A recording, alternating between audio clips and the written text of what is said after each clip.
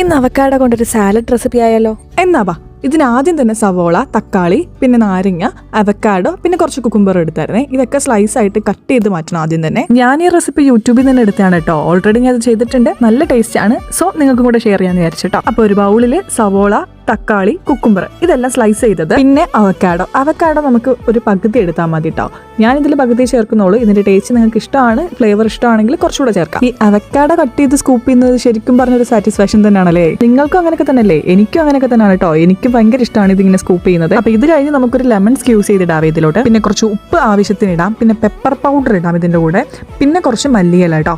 മല്ലിയില ആവശ്യത്തിന് ടേസ്റ്റ് ഇഷ്ടമാണെങ്കിൽ മാത്രം ചേർത്ത് കൊടുത്താൽ മതി. പിന്നെ ഇതെല്ലാം കൂടെ മിക്സ് ചെയ്യണം. പിന്നെ മിക്സ് ചെയ്യുമ്പോൾ അവക്കാഡോ ഉടഞ്ഞു പോകാതെ നോക്കുക കേട്ടോ. എല്ലാം നല്ലപോലെ മിക്സ് ചെയ്യുക, പക്ഷെ ഉടഞ്ഞു പോകാതെ നോക്കുക. അപ്പൊ ഇങ്ങനെ ഇരിക്കും കേട്ടോ അവസാനം. നല്ല ടേസ്റ്റ് ആണ് ഇതിന്. ഞാനിത് ഒരുപാട് പ്രാവശ്യം ഉണ്ടാക്കി കഴിച്ചിട്ടുണ്ട്. വെയിറ്റ് ലോസിനൊക്കെ പറ്റിയ അടിപൊളി ഒരു റെസിപ്പിയാണ് കേട്ടോ. എന്തായാലും നിങ്ങളും കൂടെ ട്രൈ ചെയ്ത് നോക്കുക. ഉറപ്പായിട്ട് ഇഷ്ടപ്പെട്ടെങ്കിൽ ലൈക്ക് ചെയ്യുക, സപ്പോർട്ട് ചെയ്യുക. Tata bye, see U.